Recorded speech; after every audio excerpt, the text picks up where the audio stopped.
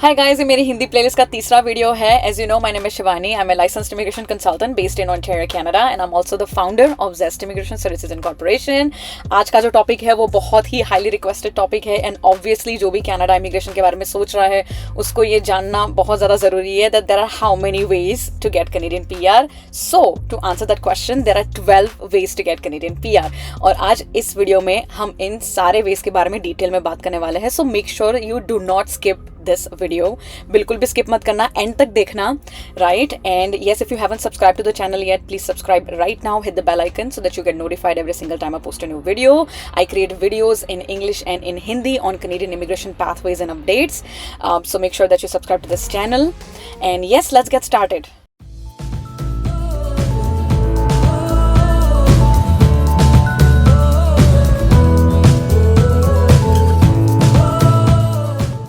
तो सबसे पहला वे जो है वो है PR थ्रू PNP। सो सबसे पहले तो मैं आपको बताना चाहती हूँ that there are two main types of PNPs in Canada. One is express entry aligned and one is non aligned. ठीक है, तो express entry aligned जो है वो PNPs जो है वो express entry system के अंदर रन करते हैं, राइट? सो उसमें एलिजिबल होने के लिए आपको एक्सप्रेस एंट्री के जो 3 मेन प्रोग्राम्स है ना, FSWP, CEC एंड FST, इनमें एसेंशियली एलिजिबल होना पड़ता है। उसकी वजह से आप एक्सप्रेस एंट्री सिस्टम में एंटर कर पाते हो। And then depending on your credentials, आपका एजुकेशन, आपकी लोकेशन, आपका एक्सपीरियंस जो है, अभी आपके पास जॉब ऑफर है कि नहीं कैनेडियन एम्प्लॉयर से, या तो किस फील्ड में हो, कि आप इन डिमांड फील्ड से आते हो, राइट? तो उन सारी चीज़ों पर डिपेंड करता है कि आप एक्सप्रेस एंट्री अलाइन PNPs में एलिजिबल होंगे या नहीं, या तो एक्सप्रेस एंट्री अलाइन PNPs के नॉमिनेशन आपको मिलेंगे कि नहीं, राइट? लेकिन essentially express entry align PNPs में आपको अगर एंटर करना हो तो आपको एक्सप्रेस एंट्री इटसेल्फ सिस्टम में एलिजिबल होना पड़ेगा, क्योंकि like I said, they are express entry aligned PNPs, वो सिस्टम के अंडर रन करते हैं। Just to clear this thing, express entry is not a program, it's a system. ठीक है, वो प्रोग्राम नहीं है। इसके अंदर एक्सप्रेस एंट्री सिस्टम के अंदर 3 मेन प्रोग्राम्स है। Again, Canadian experience class, federal skill trades and federal skill worker program. ये 3 में से एक में तो आपको एलिजिबल होना ही पड़ेगा अगर इस सिस्टम के अंदर आपको एंटर करना हो तो, राइट? तो इस सिस्टम के अंदर एंटर करने के बाद ही, लाइक आई सेड, डिपेंडिंग कि आपके क्रेडेंशियल्स क्या है, आपके पास जॉब ऑफर है कि नहीं, क्या आप ऑलरेडी कनाडा में हैं आपके, और अगर हो तो कौन से प्रोविंस में हो आप, किस तरह की एजुकेशन है आपकी यहाँ पे, उस पर डिपेंड करता है कि क्या आपको express entry align PNP nomination कभी मिलेगा या नहीं। बट अगेन, उसके लिए आपको पुल में होना पड़ेगा, एक्सप्रेस एंट्री पुल में आपको एंटर करना पड़ेगा, राइट? और अगर आपको नॉमिनेशन मिल जाता है then you get 600 points for the nomination for the express entry align PNPs, right? तो एक्सप्रेस एंट्री अलाइन PNPs में अगर आपको नॉमिनेशन मिलता है तो आपको इन्विटेशन आता है, आपकी ई प्रोफाइल के अंदर ही आ जाएगा वो, राइट? एंड दैट विल, अगर आप उसे एक्सेप्ट करते हो तो आपको 600 पॉइंट्स एडिशनल मिल जाएंगे। उसके बाद they will throw you back into the pool again, वो आपको पूल में वापस डाल देंगे, और फिर जो नेक्स्ट ड्रॉ आएगा उसमें of course you are very highly likely to be nominated, क्योंकि आपके जो ओरिजिनल पॉइंट्स होंगे उसमें 600 पॉइंट्स ऐड हो गए होंगे अब, राइट? तो ये हुआ एक्सप्रेस एंट्री अलाइन PNP। दूसरा जो है वो है non aligned PNP, which runs completely outside of the express entry system, right? उसका एक्सप्रेस एंट्री सिस्टम से कोई लेना देना नहीं है, but again it's a 2-stage PR, राइट? सो आपको EOI क्रिएट करना होता है in this case for the non express entry align PNP। It's called expression of interest. वो चीज़ आपको क्रिएट करनी होती है, kind of a way to express to the province कि भाई मुझे आपके प्रोविंस में इंटरेस्ट है, वहाँ पे मुझे मूव करना है, या तो मुझे परमानेंटली सेटल होना है, right? Usually non express entry align PNPs जो है वो इंटरनेशनल स्टूडेंट्स है या जो वर्कर्स ऑलरेडी इनसाइड कनाडा है उनके लिए डिज़ाइन किए गए हैं। ज़्यादातर ये PNPs उन्हीं को सपोर्ट करते हैं, उनके क्रेडेंशियल्स और ये सब कुछ ज़्यादा लाइक यू नो उनकी प्रोफाइल पे ज़्यादा अलाइन करता है ये, compare to the people outside Canada. लेकिन अगर आप आउटसाइड कनाडा हो, अगर आपके पास जॉब ऑफर है, ऐसा कुछ है, then in that case there are chances कि आप non EE aligned means non express entry aligned PNPs में भी शायद एलिजिबल हो सकते हो। अगेन, इट ऑल डिपेंड्स कि आपका क्रेडेंशियल्स क्या है, आपके पास जॉब ऑफर है कि नहीं, आपकी एजुकेशन क्या है, IELTS के कितने बैंड्स है, राइट? तो ये सब कुछ उस पर डिपेंड करता है। और येस, वन मोर थिंग, क्या आपका एक्सपीरियंस इन डिमांड जॉब्स में है कि नहीं, राइट? तो non express entry align PNPs में अगर आपका नॉमिनेशन आ जाता है तो आपको 600 पॉइंट्स नहीं मिलता यहाँ पे, इंस्टेड आपको नॉमिनेशन सर्टिफिकेट मिलता है प्रोविंस से। अब उस सर्टिफिकेट को लेके आपको सेपरेटली आईआरसीसी में पीआर के लिए अप्लाई करना होता है। Again to clear one more thing कि जो प्रोविंसेस है यहाँ पे, जो स्टेट्स है, प्रोविंसेस है, वो पीआर इशू नहीं करते हैं, वो सिर्फ नॉमिनेशन इशू करते हैं। ठीक है, पीआर के लिए तो आपको आईआरसीसी को ही रीच करना पड़ेगा, आईआरसीसी में ही अप्लाई करना पड़ेगा। एक्सप्रेस एंट्री के थ्रू थोड़ा इजी है, क्योंकि एक्सप्रेस एंट्री में आपकी फाइल ऑलरेडी है, आपकी प्रोफाइल ऑलरेडी क्रिएटेड है। वहां से अगर आपको नॉमिनेशन कोई पीएनपी से मिलता है, देन वो अंदर अंदर ही हो जाता है, like you just accept the nomination and then they throw back into the pool. और उसमें जब आपका मेन जो है, जब नेक्स्ट ड्रॉ आता है ईई का, उसमें जो सिलेक्ट होते हो, तो उसकी प्रोसेस पूरी अलग होती है, स्मूथ होती है। यहाँ पे भी कुछ ऐसा नहीं है कि प्रोसेस स्मूथ नहीं है ऑफकोर्स प्रोसेसिंग टाइम्स थोड़े ज़्यादा है नॉन ई अलाइंड पीएनपीज के, लेकिन यहाँ पे आपको 600 पॉइंट्स नहीं मिलते। एक्सप्रेस एंट्री पुल से कोई लेना देना नहीं है इसका, एक्सप्रेस एंट्री सिस्टम से कोई लेना देना नहीं है इसका। सो इसमें ये चीज़ है कि आपको नॉमिनेशन अगर आता है तो आपको प्रोविंशियल सर्टिफिकेट मिलता है गवर्नमेंट से, प्रोविंस की गवर्नमेंट से, राइट। और वो सर्टिफिकेट लेके फिर आपको उस सर्टिफिकेट के बेस पे आपको आईआरसीसी को पीआर के लिए अप्लाई करना है। ठीक है, तो ये इस तरह की 2 स्टेज प्रोसेस होगी, राइट। और ये सबके साथ जो पीएनपीस है, ईई है, इनकी जो फीस जो होती है वो उनकी ऑफिशियल वेबसाइट पे अवेलेबल है।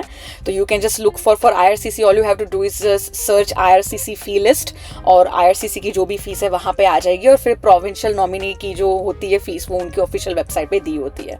सो अगर आपको ओंटारियो, नोवा स्कोशिया, जो भी प्रोविंस है उनके बारे में जाननी हो, so you just have to visit their official website. You can simply Google search Ontario PNP fees, और उसमें जितने भी प्रोग्राम्स होते हैं ना, उसमें लिखा हुआ होता है कि भाई कभी कभी प्रोग्राम के उस पर वेरी करती है फीस, कभी सिमिलर रहती है, तो वो सारी इन्फॉर्मेशन उनकी ऑफिशियल वेबसाइट पे दी होती है। Now let's move to the second pathway, which is study to PR. Most of the time, ज़्यादातर लोग जो कनाडा में आए हैं वो study to PR वाले पे ही आए हैं, क्योंकि study करना it's the best way technically to enter Canada, क्योंकि like I said, काफ़ी PNPs जो है वो इंटरनेशनल स्टूडेंट्स के लिए डिज़ाइन किए गए हैं, राइट। तो अगर आपके पास कनेडियन एजुकेशन है तो इवेंचुअली आपको वैसे भी PR लेने में, compare to the people who are outside Canada, जिन्होंने कभी यहाँ पढ़ाई नहीं की है, वर्क एक्सपीरियंस नहीं लिया है, उनके कंपेयर में तो काफ़ी ईजी होगा आपको, right. So study to PR जो पाथवे है वो लोगों को बहुत यूजुअली पसंद आता है, ईजी रहता है। आई नो थोड़ा एक्सपेंसिव है क्योंकि इंटरनेशनल स्टूडेंट्स की फीस एक्सपेंसिव है, लेकिन इट्स रिवॉर्डिंग, आपको रिवॉर्ड्स फ्यूचर में मिलते हैं, राइट। ऐसा नहीं है कि भाई बिल्कुल कुछ फिर ऑप्शन नहीं रहता उसके बाद, ऐसा नहीं है।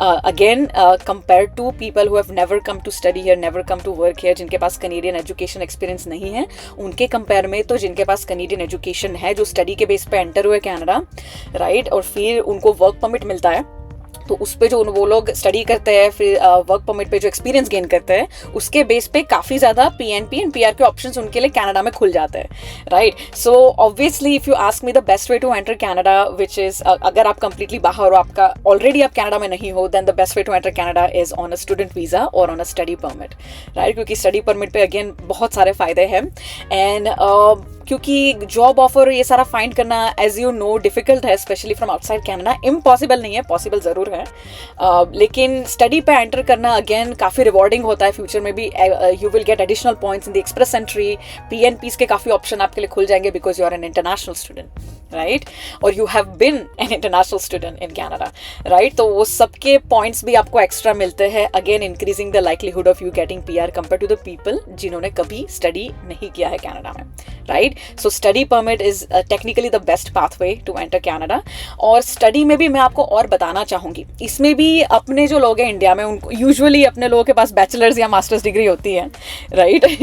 सो ऑफकोर्स ऐसा होता है कभी कभी कि एज एन इतना सारा अगर इंडिया में पढ़ाई की है तो वापस जाके क्यों पढ़ाई करें। आई नो दैट फीलिंग, मैं भी एक इमिग्रेंट ही हूँ, अभी तो मैं काफ़ी साल से, ओवर ए डेकेड में कनाडा में हूँ, लेकिन ये फीलिंग मुझे पता है, राइट। हमारे भी फैमिली मेम्बर्स जो भी आए हैं, मेरे फ्रेंड्स हैं, मोस्ट ऑफ मेरे जो सारे क्लाइंट्स हैं वो स्टडी के थ्रू ही आए हैं कनाडा में, वो उनकी सारी प्रोसेस मैं हैंडल कर रही हूँ, तो मुझे पता है ये फीलिंग कैसी है। I know, but to be very honest, अगर जॉब ऑफर के उसके चक्कर में अगर आपको नहीं फंसना है, और अगर आपको लगता है कि जेन्युइन एम्प्लॉयमेंट आपको नहीं मिल रहा है कनाडा में, वहाँ बैठे बैठे इंडिया से, पाकिस्तान, जहाँ पे भी हो आप वहाँ पे, तो टू बी वेरी ऑनेस्ट, अगर आपकी एज थोड़ी सी ज़्यादा हो ना, लेकिन you are able to justify कि आपके पास कोई, लेट्स से, कोई अनऑफिशियल गैप नहीं है आपका, दैट मीन्स आपने जब भी स्टडी कंप्लीट किया उसके बाद आपने कोई ना कोई वर्क एक्सपीरियंस गेन किया हो, या कुछ ना कुछ एक्टिविटी में इन्वॉल्व आप रहे हो, then in that case you should consider applying for study permit. अब आप 1 साल के प्रोग्राम में काफ़ी लोग आते हैं, आई नो। 1 साल का प्रोग्राम मैं तब रेकमेंड करूँगी आपको जब आप ऑलरेडी अपने पॉइंट्स कैलकुलेट कर रहे हो और आपके पॉइंट्स ओवर 490 के आसपास हो रहे हो, राइट? क्योंकि आज के हिसाब से एज ऑफ टुडे अभी तो 500 प्लस के ड्रॉस चल रहे हैं, रेगुलर ड्रॉस, राइट?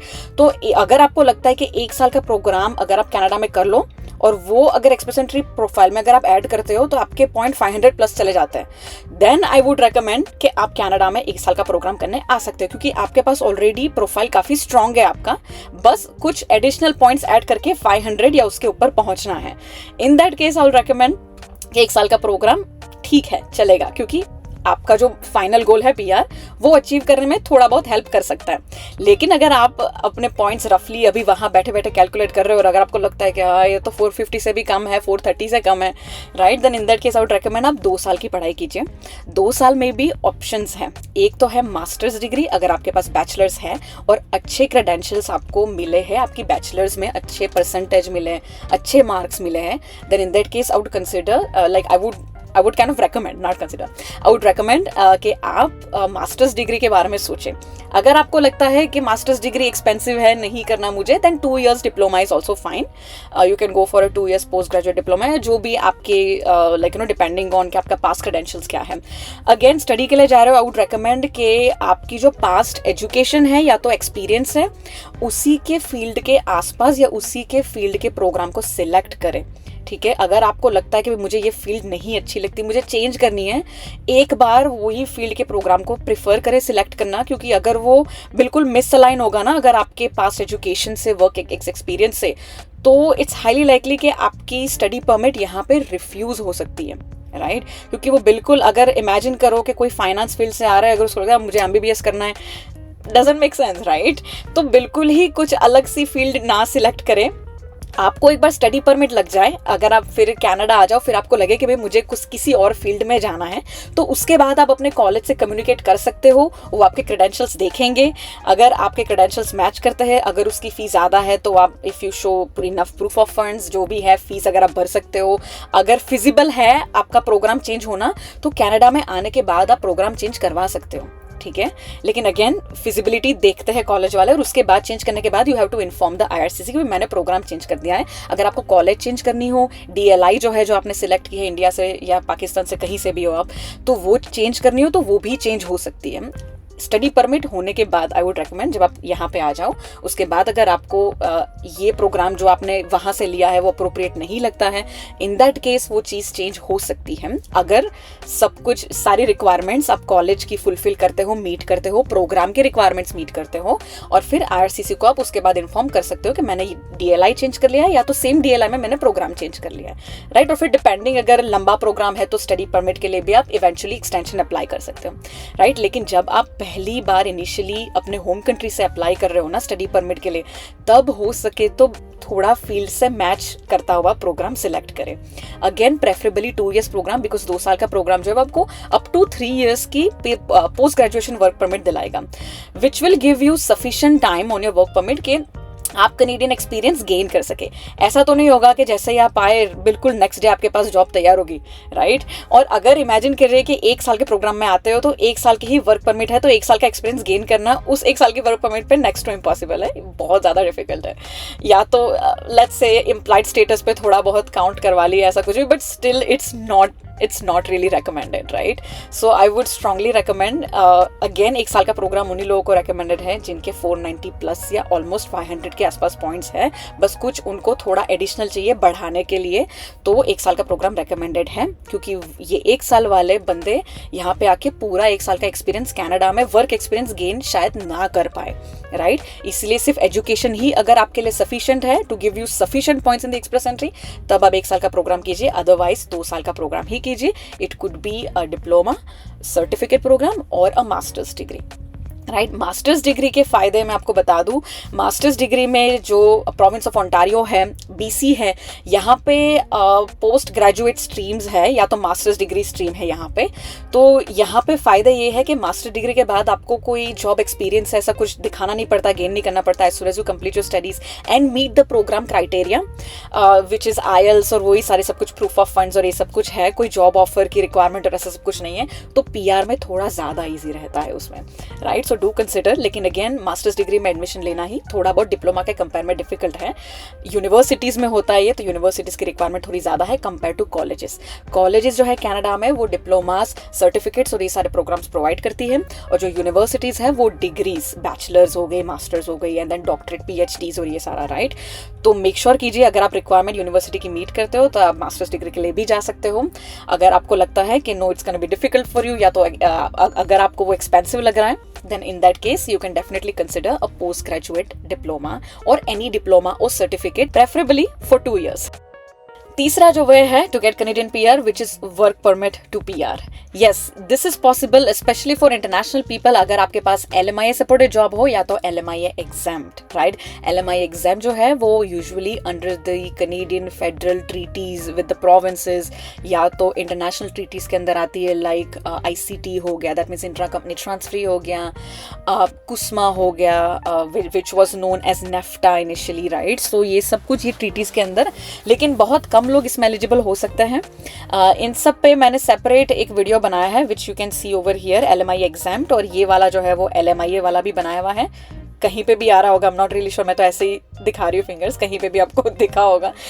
सो आपकी स्क्रीन पे आपको ये दोनों वीडियोस की लिंक दिख जाएगी, तो अगर आपको डिटेल में जानना हो कि LMIA सपोर्टेड वर्क परमिट के बारे में, LMIA एग्जाम्ड के बारे में, तो इन वीडियोस को ज़रूर से चेकआउट कर लीजिए, ठीक है। सो यस, अगर आपको LMIA सपोर्टेड जॉब मिलता है तो आप कनाडा में डायरेक्टली वर्क परमिट लेके आ सकते हो, और वर्क परमिट पे आके यहाँ पे आप enough like you can gain about 1 to 2 years of experience और may be 3 years of experience, depending कि आपकी LMIA कितने टाइम की मिलती है, एक्सटेंड होती है कि नहीं, कब मिलती है, कैसे एम्प्लॉयर है। मेक श्योर कि अगर आपको इस LMIA के सपोर्ट के थ्रू PR होना है तो आपका जो जॉब ऑफर है वो टियर कैटेगरी 0, 1, 2, 3 में होना चाहिए, राइट। वरना आप मोस्ट प्रोबेबली आप नहीं एलिजिबल हो पाओगे किसी प्रोग्राम में, right. There are certain programs जिसमें टियर कैटेगरी 4 and 5 भी एलिजिबल होते हैं, लेकिन उसमें यूजुअली सर्टन ऑक्यूपेशन सिलेक्टेड होते हैं, राइट। अगर उन ऑक्यूपेशंस में से आपका जो LMIA है अगर वो टियर 4, 5 में है और अगर वो उन ऑक्यूपेशंस में से सिलेक्टेड में नहीं है, देन इन दैट केस आपको PR मिलना बहुत ज़्यादा डिफिकल्ट हो जाता है, या तो ऑलमोस्ट कोई ऑप्शन नहीं रहता है। फिर वो LMIA का जब टाइम खत्म होता है, जब आपका वर्क परमिट का टाइम खत्म होता है, तब आपको वापस अपने होम कंट्री जाना पड़ेगा। दैट्स वाई अगर आपको LMIA मिल रही है, जेन्युइनली लेजिटिमेट LMIA मिल रही है from a legitimate Canadian employer, और वो भी टियर 0, 1, 2, 3 में, तभी आप उसे एक्सेप्ट करें, क्योंकि उसी के बेस पे अगर आपको PR फ्यूचर में अप्लाई करना हो तो तभी आप PR अप्लाई कर पाओगे जब वो टियर कैटेगरी 0, 1, 2, 3 में है, क्योंकि most of the PNP programs as well as the express entry itself will support only experience gained and the job offer tier 0, 1, 2, 3। तभी आपको LMIA के भी पॉइंट्स मिलेंगे, और तभी आपको आपका वर्क एक्सपीरियंस जो गेन कर रहे हो अगर वो टियर 0, 1, 2, 3 में हुआ तो ही आपको उसके भी पॉइंट्स मिलेंगे, तभी आप एलिजिबल हो पाओगे most of the PR programs में, राइट। सो मेक श्योर कीजिए कि अगर आपको जेन्युइन LMIA मिल रहा है तो टियर 0, 1, 2, 3 में हो, उसका वेज सही हो। LMIA बहुत, एक तो स्कैम बहुत ज़्यादा चल रहा है, एज यू नो। मैं अवेयरनेस काफ़ी ट्राई करती हूँ कि लोगों में लाऊं थ्रू माई सोशल मीडिया। अगर आप if you are not on my Instagram then here is my ID, follow me on Instagram. वहाँ पे मैं काफ़ी वीडियोस पोस्ट करती हूँ, specially on employment, PR pathways. तो अगर आपने मुझे वहाँ फॉलो नहीं किया तो मुझे फॉलो कर लीजिए वहाँ पे। एंड यहाँ पे भी मैंने ये एक LMIA वाला वीडियो बनाया है, राइट। तो वो भी आप देख सकते हो कि कितना स्कैम चल रहा है, स्पेशली इंडिया है, अरब कंट्रीज है, पाकिस्तान, यहाँ सब कुछ। सो सदर्न एशिया, अरब कंट्रीज, वहाँ पे बहुत ज़्यादा लाइक यू नो स्कैम चलता है LMIA का। काफ़ी एजेंट्स जो लाइसेंस्ड भी नहीं है यूजुअल। सो एक और चीज़, this brings one topic on my mind, so मुझे आपसे बात करनी है। तो पहली बात तो ये, एजेंट्स लाइसेंस नहीं होते कभी भी, ठीक है। अगर कोई जेन्युइन एजेंट है तो वो कोई हमारे जैसे जो लॉयर्स या तो RCIC होते हैं उनके लिए काम करते हैं, राइट। और एजेंट्स को कोई अथॉरिटी नहीं है कि आपकी प्रोफाइल, आपकी एप्लीकेशन वो सबमिट कराए। अगर वो किसी RCIC लॉयर के अंडर में काम करते हो ना, तो उनको वो सारा इन्फॉर्मेशन वो RCIC को ट्रांसफर करना होता है, फिर RCIC करवाता है सबमिट, राइट। तो अगर कोई एजेंट आपको बोलता है कि मैं लाइसेंस्ड हुई हो, तो पहली बात तो ये कि एजेंट्स को लाइसेंस मिलता ही नहीं है, ऐसा कुछ है ही नहीं कि एजेंट्स लाइसेंस होते हैं इमिग्रेशन में और ऐसा। सो पहली बात तो ये, अगर कोई ऐसा कुछ बोल रहा है then it's fake.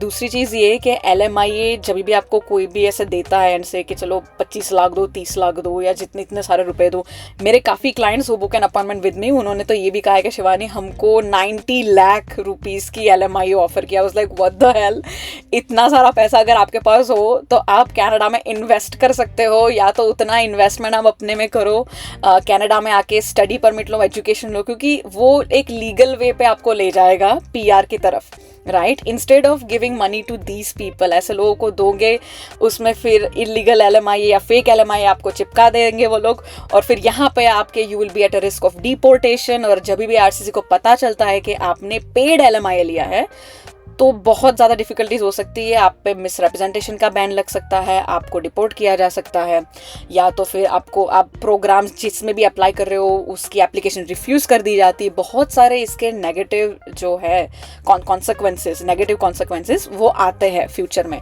Right. So make sure कीजिए कि आपको कोई चीट ना कर पाए। फर्स्ट ऑफ ऑल, अगर जेन्युइन LMIA है तो सामने वाला बंदा आपसे पैसे ही नहीं मांगेगा, राइट, क्योंकि LMIAs are suppose to be absolutely free of charge for candidates like you. जो एम्प्लॉयर है वो $1000 अपने पॉकेट में से पे करता है, ठीक है, आपको कुछ नहीं पे करना होता है। वो एम्प्लॉयर जो है वो आपसे ये कॉस्ट रिकवर भी नहीं कर सकता है, राइट।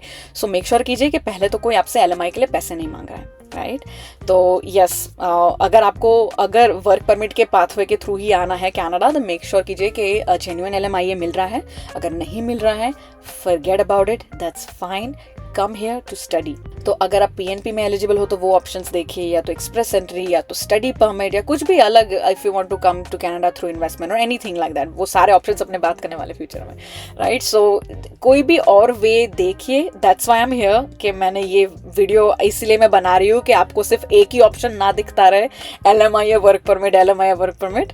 ये just one of the options है टू गेट कैनेडियन PR, लेकिन ये इकलौता ऑप्शन नहीं है, बहुत सारे ऑप्शंस हैं, राइट। और यस, आप किसी ना किसी ऑप्शन में तो डेफिनेटली एलिजिबल होंगे ही होंगे। ऐसा नहीं है कि नहीं कर पाओगे, आप कर पाओगे।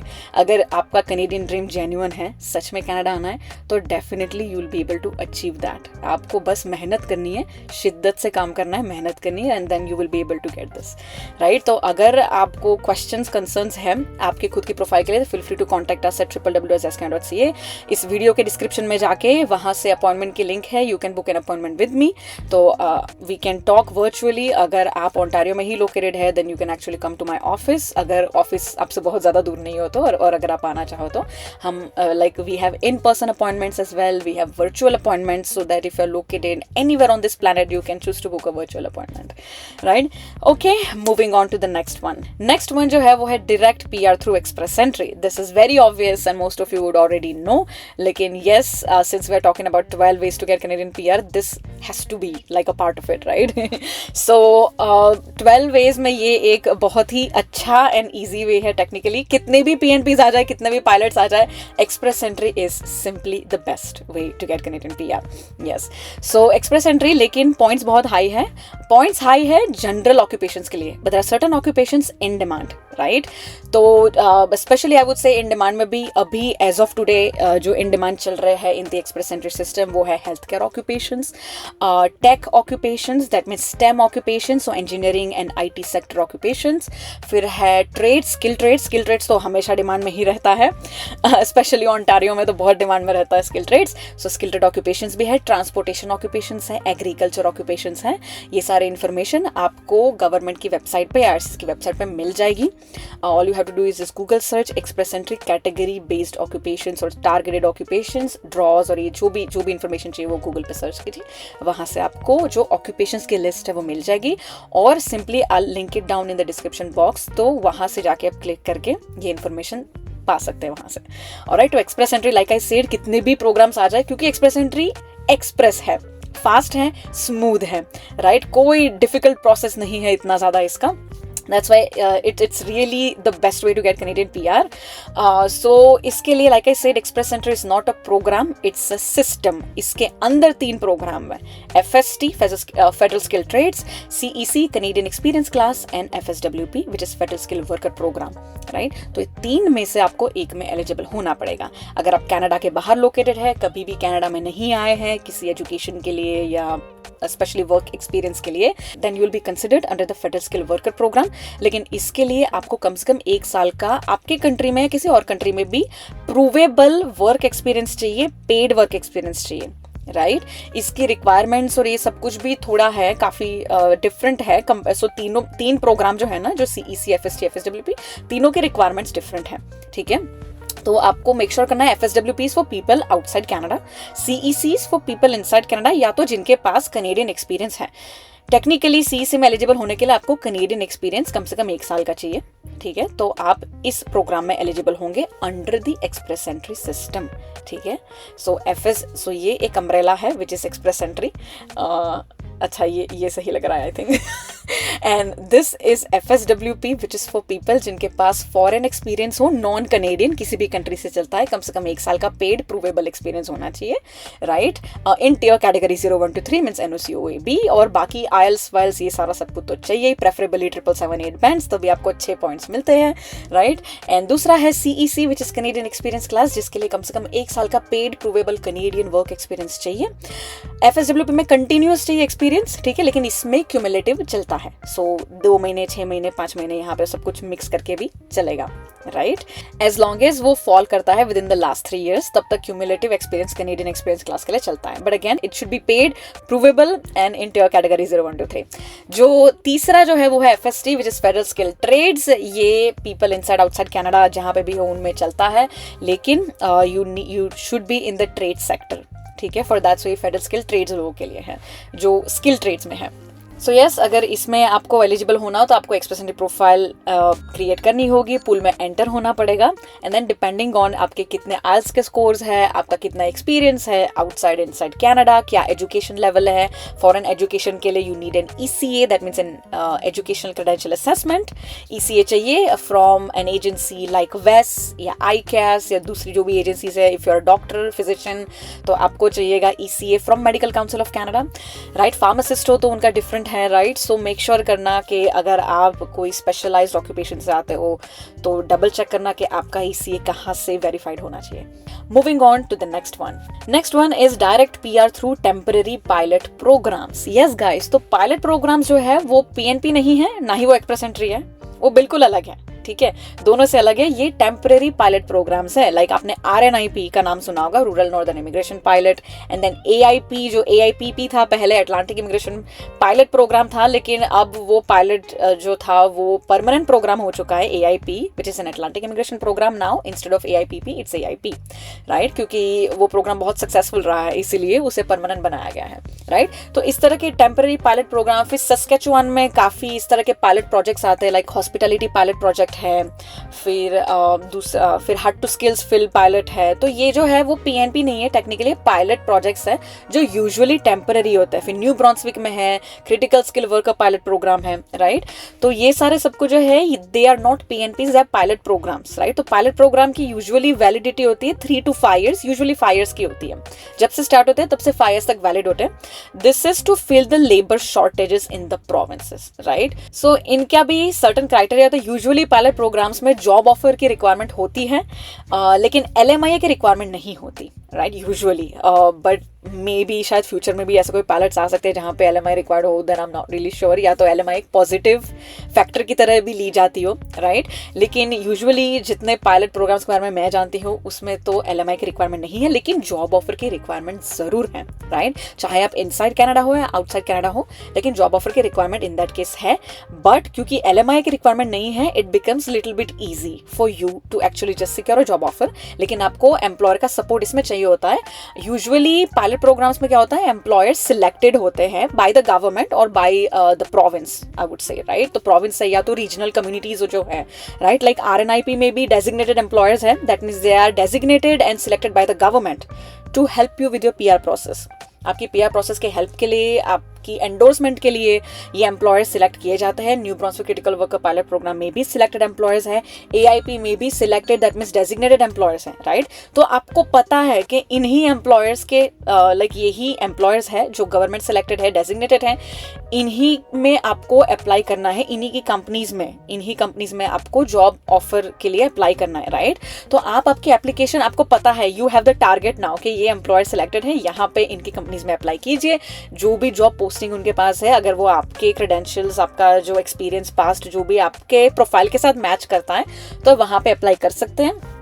And depending on everything, as in उनके पास किस तरह के सीवीज आते हैं, if you stand out from the crowd, तो वो डेफिनेटली आपको इंटरव्यू के लिए रिक्वेस्ट कर सकते हैं, आपको बुला सकते हैं, या तो वर्चुअल इंटरव्यू भी कंडक्ट कर सकते हैं, राइट। सो टेम्पररी पॉलिसीज आती है, इसका भी ध्यान रखिए।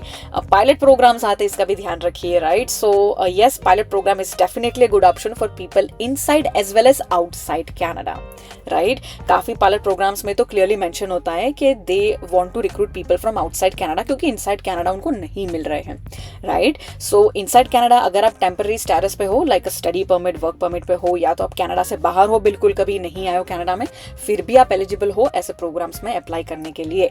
सो yes, definitely keep in mind कि PNP, express entry, study permit, इनके अलावा भी टेम्पररी पायलट प्रोग्राम्स जो है that can lead you to your Canadian PR। Okay, moving on to the next one now. So the next one is direct PR through sponsorship. ये employer वाली sponsorship के बारे में बात नहीं है, ये है spousal sponsorship with parents grand parents sponsorship, right. तो अगर आपके स्पाउस जो भी है, अगर आप लेट्स से कनाडा के बाहर है, आपको PR करना है, तो हमेशा ऐसा ही नहीं होता है कि बस express entry, PNP, pilot program study ये इकलौते ऑप्शंस हैं। ये स्पॉन्सरशिप का एक और ऑप्शन है, जिसमें अगर आपके स्पाउस जो है या तो आपके चिल्ड्रन, आपके पेरेंट्स, राइट, इतने में से कोई भी अगर कनेडियन PR या सिटीजन है, तो वो आपको स्पॉन्सर कर सकते हैं given that you meet the program criteria, ठीक है। तो इमेजिन कीजिए कि आपकी वेडिंग, आपकी शादी हुई है किसी से जो कनेडियन PR है या तो कनेडियन सिटीजन है, तो वो आपको डायरेक्टली PR पे स्पॉन्सर कर सकते हैं, राइट। डायरेक्ट सिटीजनशिप पे स्पॉन्सरशिप नहीं होती, आपको लाइक उनको आपको डायरेक्ट पहले PR पे स्पॉन्सर करना पड़ेगा, then you meet the eligibility criteria eventually for the citizenship, फिर आपको सिटीजनशिप मिलती है। But yes, this is an option definitely, right. तो ये तो हो गया स्पाउसल स्पॉन्सरशिप। अगर आप कॉमन लॉ पार्टनर हैं किसी के जो कनेडियन सिटीजन या PR है, तो अगेन कॉमन लॉ की जो रिक्वायरमेंट्स है अगर वो सारी मीट करते हैं आप, देन इन दैट केस वो आपके पार्टनर भी आपको डायरेक्ट PR पे कनाडा में स्पॉन्सर कर सकते हैं, right. Then in that case आपको कोई IELTS वाइल्स की ज़रूरत नहीं है, कोई ज़्यादा कुछ वो एजुकेशन यहाँ पे लेना, ऐसा कोई ज़रूरत नहीं है। It's just a direct PR sponsorship, right. दूसरा जो है, अगर आपके चिल्ड्रन जो है वो बाहर है, अगर उनका PR नहीं लगा है, and if they are under the age of 22, right, age of today तो यही रूल है, पहले 19 का था, अब 22 का है। तो येस, अगर वो सारे क्राइटेरिया मीट करते हैं, उसमें भी काफ़ी क्राइटेरिया है, तो वो मीट करते तो आप अपने चिल्ड्रन को भी यहाँ पे स्पॉन्सर कर सकते हो।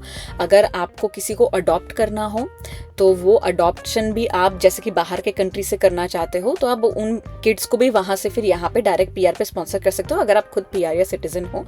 एंड अडॉप्शन के भी काफ़ी क्राइटेरिया कंट्री वाइज होते हैं, डिपेंड करता है कौन से कंट्री से आपको किसी चाइल्ड को अडॉप्ट करना है, तो उस हिसाब से भी फिर बाद में आप उन्हें डायरेक्ट PR पे यहाँ पे स्पॉन्सर कर सकते हो, ठीक है, राइट।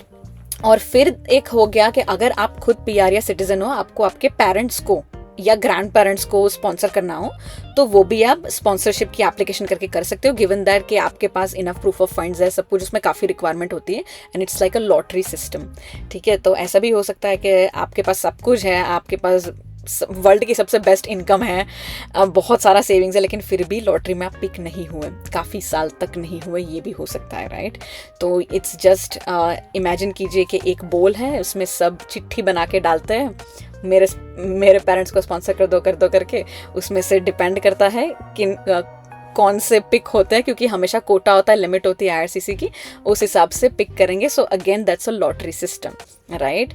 तो अगर आप पिक हो गए तो सही है, वरना future better luck next time. या तो फिर अगर आप इमेजिन करिए कि आपने ये सब कुछ ट्राई किया, अपने पेरेंट्स के लिए नहीं पिक हो रहे, then you can definitely consider a super visa option. और अगर सुपर वीजा भी नहीं, if it's just for the temporary, then in that case you can consider a visitor visa option, right. So yeah sponsorship के through भी आप Canadian PR ले सकते हैं। So this point had to be there, right. So this topic had to be there.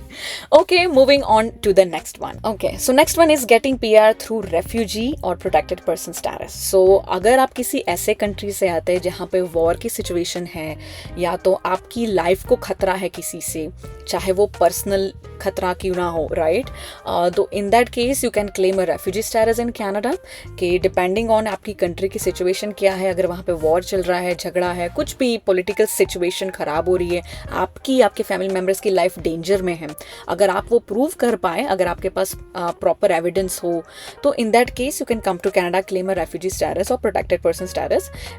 उसके बाद आपकी hearing होगी, आपका जो भी क्लेम्स है वो सब कुछ सुना जाएगा हियरिंग में, आपकी बात आप रख सकते हो वहाँ पे, आप एक काउंसिल को भी हायर कर सकते हो।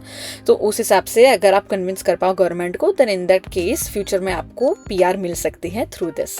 इस पर मैं ज़्यादा बात नहीं करना चाहती क्योंकि इसमें काफ़ी चीज़ें होती है, बहुत क्रिटिकल रिक्वायरमेंट्स है रेफ्यूजी के स्टेटस के लिए।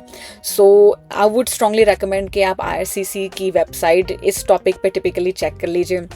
और अगर आपको लगता है कि आपकी कंडीशन बहुत ख़राब है, आपकी लाइफ डेंजर में है या वॉर सिचुएशन है आपके कंट्री में, तो काफ़ी टेम्प्रेरी पॉलिसीज़ भी है कुछ कंट्रीज़ के लिए, तो वो पॉलिसीज़ भी आप एक्सप्लोर कर सकते हो डिपेंडिंग आप कौन से कंट्री से आ रहे हो और वहाँ पे सिचुएशन अभी क्या है, राइट। एंड वैसे जनरल इन्फो जो है वो भी IRCC की वेबसाइट पे दी गई है on how to claim a refugee status, या तो आप उसके लिए एलिजिबल हो के नहीं, वो भी इन्फॉर्मेशन वहाँ पे दी हुई है।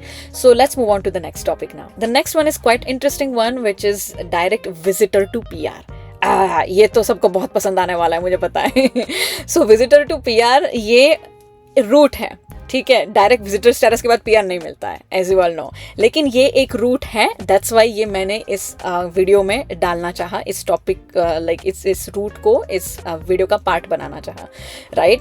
सो visitor, of course visitor visa का जो स्टेटस है वो कुछ ना कुछ कहीं ना कहीं तो वैल्यू ऐड करता ही है, कुछ ना होने के कंपेयर में तो कुछ होना अच्छा है, राइट। तो अगर आपके पास कोई कैनेडियन स्टेटस बिल्कुल नहीं है, उससे अच्छा तो है कि किसी भी तरह का स्टेटस हो आपके पास, क्योंकि कहीं ना कहीं किसी न किसी तरह से वैल्यू ऐड करेगा वो। तो विजिटर वीज़ा के होने के फ़ायदे ये है कि आप कनाडा में आ सकते हो। बाकी भी बहुत सारे फ़ायदे हैं कि like you can travel to Canada, you can transit through Canada, और फिर दूसरे भी काफ़ी कंट्रीज़ में आप इजीली ट्रैवल कर सकते हो जस्ट बिकॉज आपके पास कनेडियन विजिटर वीज़ा है, राइट। तो वो इस वीडियो का टॉपिक नहीं है, तो उसके लिए दूसरा वीडियो मैं क्रिएट करूंगी। लेकिन अभी लेट्स बात करते हैं कि किस तरह से विजिटर वीज़ा होल्डर्स को PR तक का रूट मिल सकता है। आप यहाँ पे विजिटर वीज़ा पे आए, ठीक है, लेकिन एडवांस में प्लान करके आए। ऐसा नहीं है कि यहाँ पे आके जॉब मिल जाएगी, और यहाँ पे आने के बाद आपको जॉब ढूंढना भी काफ़ी डिफिकल्ट होता है, बिकॉज आपको यहाँ पे आके एक सिंपल जॉब नहीं ढूंढना है, आपको LMIA वाला जॉब ढूंढना है, राइट। सो दो पाथवे हैं विजिटर्स के लिए, come to Canada and then इधर apply for the work permit और apply for the study permit. Work permit के लिए चाहिएगा LMIA supported job offer. Again वो पेड वाला LMIA भूल जाए, यहाँ पे भी काफ़ी स्कैम चल रहे हैं पेड वाले के लिए। अगर IRCC को पता चलेगा फ्यूचर में कभी भी कि आपने पेड LMI लिया है, वो बहुत ही क्रिटिकल कॉन्सिक्वेंसेस कर सकता है, बहुत डिफिकल्ट हो सकती है आपकी कंडीशन फ्यूचर में। Again it can lead to misrepresentation, deportation, आपको डिपोर्ट कर दिया जाएगा यहाँ से, या तो रिफ्यूज़ल होगी आपकी एप्लीकेशन, कुछ भी मीन्स कुछ भी नेगेटिव है उसमें, राइट।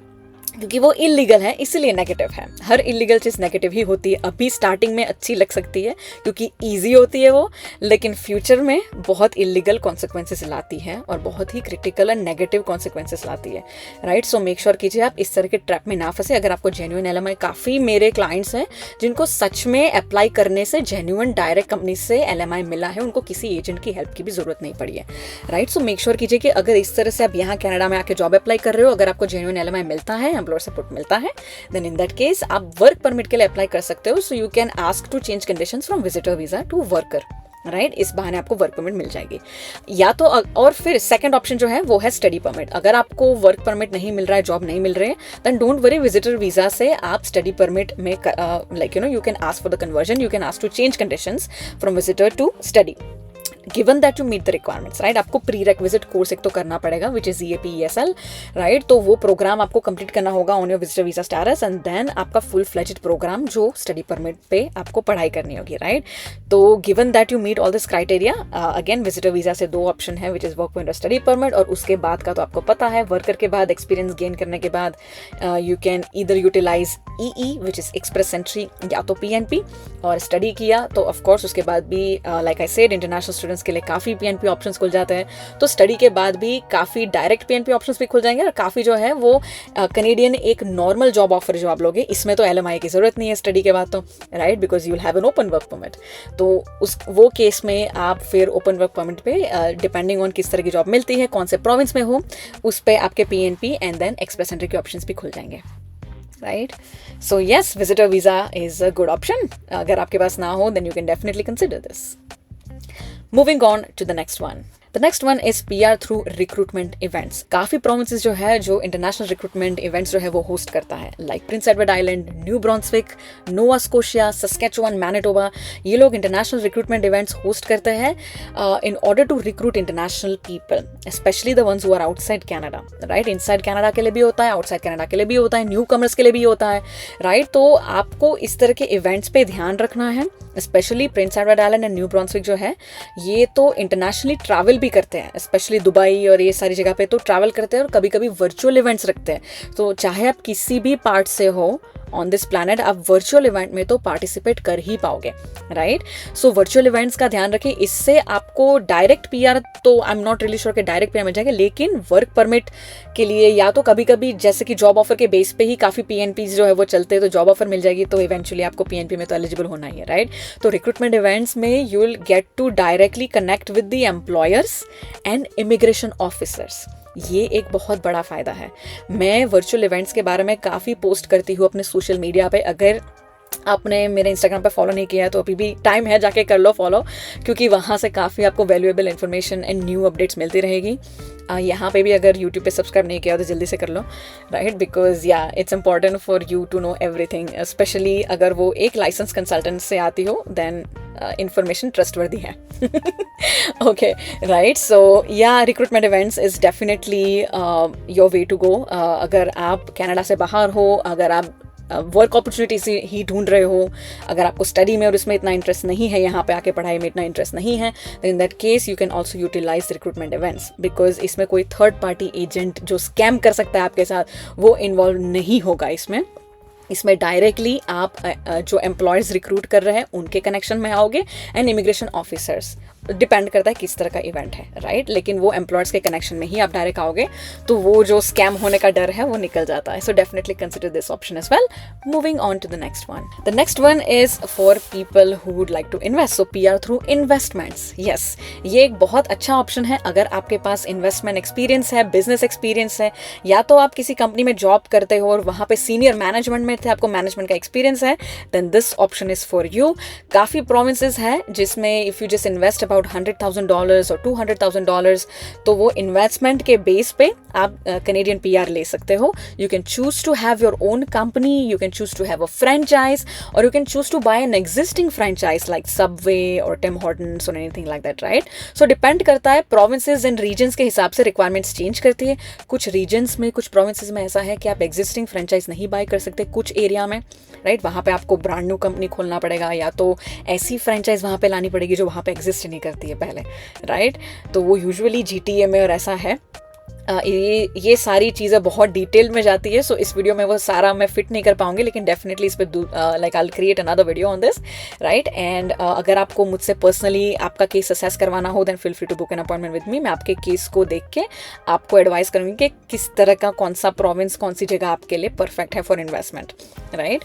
और दूसरे प्रोग्राम्स के लिए भी अगर आपको किसी भी कैनेडियन इमिग्रेशन प्रोग्राम में इंटरेस्ट है, feel free to book an appointment with me, I will be more than happy to assist you, right. तो इन्वेस्टमेंट में लाइक आई सेड कुछ छोटे रीजन्स है, प्रोविंसेस है, वहाँ पे $100,000 to $200,000 में भी आपका like you know if you invest in that region, in that province, जो प्रोग्राम के रिक्वायरमेंट उस हिसाब से तो आपको PR मिल सकती है, right. It can range like I said, छोटे प्रोविंसेस में, छोटे रीजन्स में 100,000 200,000 के आसपास है, लेकिन GT और यहाँ पे है 600,000 800,000, इतना ज़्यादा है, राइट। सो डिपेंड करता है अगेन आपको किस तरह से कैनेडियन PR लेनी है, कहाँ पे इन्वेस्ट करना है, राइट। लेकिन yes, there is definitely a pathway. Usually ये जो पाथवे है through investment, it comes through PNP option. तो ये इन्वेस्टमेंट के भी काफ़ी PNP ऑप्शंस हैं जो ये सारे प्रोविंसेस में अवेलेबल हैं। Yeah, okay. Moving on to the next one. The next here is a PR through startup visa. Yes, startup visa जो है it's on the rise. बहुत सारी उसमें अपडेट्स भी आए हैं, चेंजेस आए हैं जो मैंने पिछले काफ़ी वीडियोस में भी बात की है। सो अगर आपने नहीं देखे हो then check that out. Startup visa पे मैं एक नया वीडियो और बनाने वाली हूँ, वो इस वीडियो के आई थिंक थोड़े टाइम में आ जाएगा, so stay updated on that. मैंने ऑलरेडी काफ़ी इंग्लिश में प्रोविंसेस के PNP नॉमिनेशन PNP प्रोग्राम्स के बारे में वीडियोस बनाए हैं, तो वो भी आप प्लेलिस्ट में जाके चेक कर सकते हो, राइट। लेकिन स्टार्टअप वीज़ा इज़ डेफिनेटली बहुत ही अभी तो राइज पे है और बहुत ही अच्छा ऑप्शन है। इसमें क्या है कि आपके पास एक ब्राइट इनोवेटिव आइडिया होना चाहिए फॉर बिजनेस, राइट, कि ये बिजनेस आप कनाडा में आके खोलोगे, वो आइडिया जो है वो यहाँ के एंजल इन्वेस्टर्स जो सिलेक्टेड है, so there are angel investors, business incubators like, इनको आपको प्रेजेंट करना होता है। अगर आपने शार्क टैंक शो देखा हो ना, तो बिल्कुल स्टार्टअप वीज़ा बिल्कुल शार्क टैंक के शो जैसा है। आप अपना इनोवेटिव आइडिया जो है वो पिच करते हो इस तरह के इन्वेस्टर्स को, who are angel investors, business incubators, investors जो होते हैं, इनको आप अपना आइडिया पिच करते हो। अगर आपको अगर उनको आपका आइडिया अच्छा लगे, देन दिल invest money in your idea. तो ये इसकी एलिजिबिलिटी रिक्वायरमेंट है कि ये लोग आप में, और उसमें भी काफ़ी डेजिग्नेटेड जो है वो IRCC के डेजिग्नेटेड एजेंसीज हैं, काफ़ी इन्वेस्टर्स हैं, वो सिलेक्टेड है, उसकी लिस्ट भी गवर्नमेंट की वेबसाइट पे है, राइट। तो अगर आपका आइडिया स्मार्ट है, इनोवेटिव है, तो ये लोग आपके आइडिया में इन्वेस्ट करेंगे and that will make you eligible in this program, given that काफ़ी दूसरी एलिजिबिलिटी जो नॉर्मल कैंडिडेट्स की होती है वो है। तो वो सारे रिक्वायरमेंट्स आप मीट कर दो, आपको अगर इन्वेस्टमेंट मिल जाती है, then in that case yes you can come here on a startup visa. यहाँ पे आके आप अपना स्टार्टअप स्टार्ट कर सकते हो and then eventually it will lead you to Canadian PR। I will definitely create a video on this in detail जो specifically startup visa पे ही फोकस करेगा। So again, stay tuned, hit the bell icon and subscribe this channel because ये channel आपको Canadian PR में बहुत help करने वाला है। Okay, moving on to the next one. So ये है आज का last topic, 12th one, which is self employed class. Yes guys, you can get Canadian PR through this class as well. Self employed class के बारे में लोग इतना ज़्यादा बात नहीं करते क्योंकि ये थोड़ा नॉन कॉमन या अनकॉमन है, बहुत ज़्यादा लोग इसमें एलिजिबल नहीं होते, लेकिन डेफिनेटली कैनेडियन PR का पाथवे है। So yes, I would love to talk about it. Okay, so self employed class जो है वो एथलीट्स के लिए है एंड सर्टन कल्चरल आर्टिस्ट जो होते हैं ना, उन लोगों के लिए है, राइट। तो इसमें क्या है, आपको एज एन एथलीट, क्योंकि आप सेल्फ एम्प्लॉयड हो, तो एज एन एथलीट आपका एक्सपीरियंस होना चाहिए या कल्चरल एक्टिविटीज़ में आपका एक्सपीरियंस होना चाहिए, राइट। तो आप एक कल्चरल आर्टिस्ट हो, right, something like that. So इसमें अगर आपका एक्सपीरियंस हो, then of course you can apply for PR given that you meet the other requirements of the program. तो इस प्रोग्राम में एलिजिबल होने के लिए, लाइक आई सेड, आपको सेल्फ एम्प्लॉयड एक्सपीरियंस होना चाहिए, रेलेवेंट एक्सपीरियंस होना चाहिए इन कल्चरल एक्टिविटीज या तो as an athlete, and plus you should be willing to and able to work in Canada as self employed. तो आपके पास इतना फंड्स होना चाहिए, इतनी कैपेबिलिटी होनी चाहिए कि यहाँ पे आके आप अपने आप को सेल्फ एम्प्लॉयड की तरह से एस्टैब्लिश कर सके। तो इस प्रोग्राम पे भी मैं फ्यूचर में एक सेपरेट वीडियो बनाऊंगी इसकी एलिजिबिलिटी क्राइटेरिया के बारे में। और ऐसा I know it's not something कि आप सब लोग इसमें एलिजिबल हो जाओगे, क्योंकि again it's for athletes and cultural artists and all that, right? So but definitely I'll create a video on this in near future, right? So yes, ये थे आज के 12 ways to get Canadian PR. I hope I was able to cover almost everything, right? अगर आपको अपनी और अपनी family की Canadian PR के लिए एलिजिबिलिटी जाननी हो कि आपको like you know depending on your credentials and plus depending on the program criteria and all that, अगर आपको इसमें और जानकारी चाहिए then feel free to contact us at www.scanada.ca। तो आपको मेरे साथ कंसल्टेशन बुक करवाने की लिंक जो है वो डिस्क्रिप्शन में मिल जाएगी, so you can book a consultation from there. You can choose to book a virtual consultation regardless of wherever you are located on this planet because it's virtual, right? I'll be more than happy to assist you on your Canadian immigration options. Then yes, awesome. I hope आपको आज का video बहुत अच्छा लगा हो, and yes, इस तरह के काफ़ी इंटरेस्टिंग वीडियोस आ रहे हैं फ्यूचर में in English and in Hindi as well, so please stay tuned. And yes guys, all the very best for your future. Scam से बचे रहे, एंड यस, let me know in the comments down below कि आपको कैसा लगा ये वीडियो आज का, और क्या आप चाहते हो कि इस तरह की वीडियोज़ में और बनाऊँ। So yes, feel free to stay in touch. All the very best to you guys, take care, bye bye.